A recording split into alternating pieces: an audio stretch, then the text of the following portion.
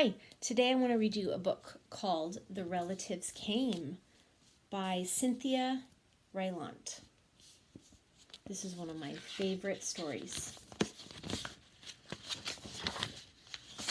I love this story so much because I love my family and I love getting together with them and eating food.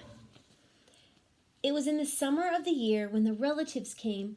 They came up from Virginia. They left when their grapes were nearly purple enough to pick, but not quite.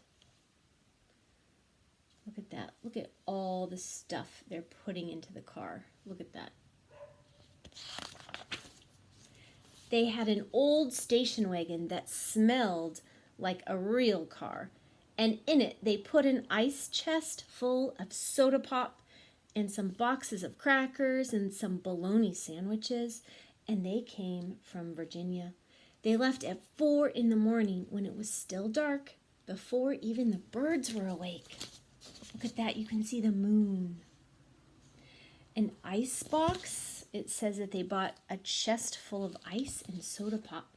So that's like a cooler. Maybe you've brought a cooler when you went camping before. Look at, they ran over the mailbox. And I love this picture. Look at those houses on the steep cliffs. Look at the car. They drove all day long and into the night, and while they traveled along, they looked at the strange houses in different mountains, and they thought about their almost purple grapes back home. They thought about Virginia, but they also thought about us, too, waiting for them.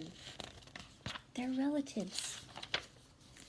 So they drank up all their pop and ate their crackers and traveled up all those miles until finally they pulled into our yard, right into the fence. Look at that. Ah, they're here. Do you know what it's like when you have family come to visit or friends?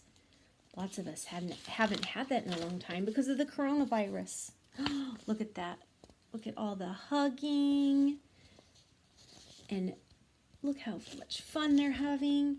Then it was hugging time. Talk about hugging.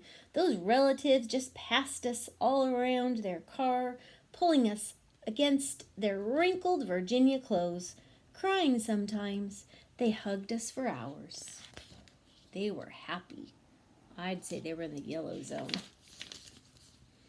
Then it was into the house and so much laughing and shining faces and hugging in the doorways. You'd have to go through at least 4 different hugs to get from the kitchen to the front room.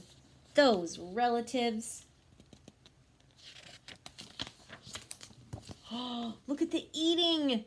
Remember we were talking about eating and food yesterday? And food that's important to our families? And finally, after a big supper 2 or 3 times around until we all got a turn at the table, there was quiet talk and we were in 2s and 3s through the house. Look at that. They're just all enjoying their meals together.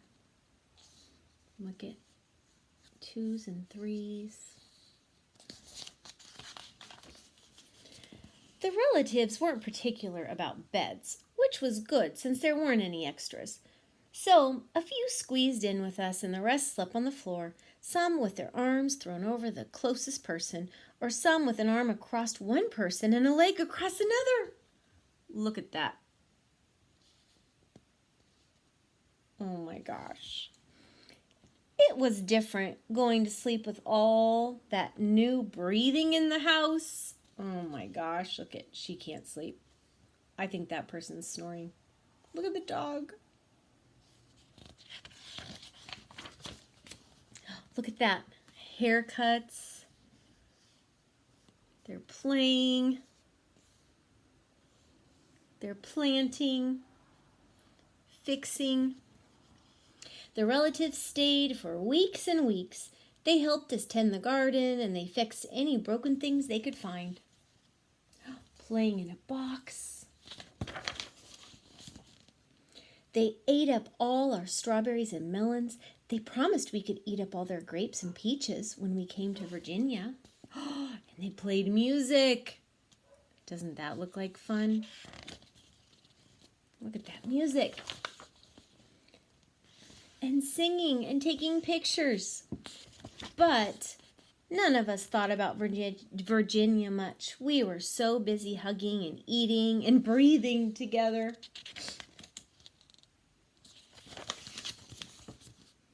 Finally, after a long time, the relatives loaded up their ice chest and headed back to Virginia at 4 a.m.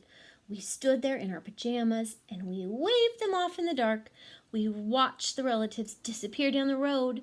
Then we crawled back into our beds that felt too big and too quiet. We fell asleep.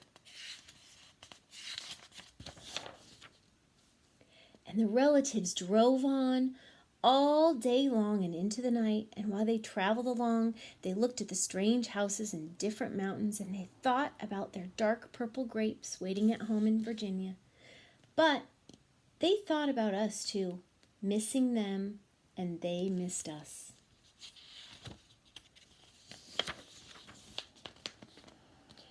And when they were finally home in Virginia, they crawled into their silent, soft beds and dreamed about the next summer.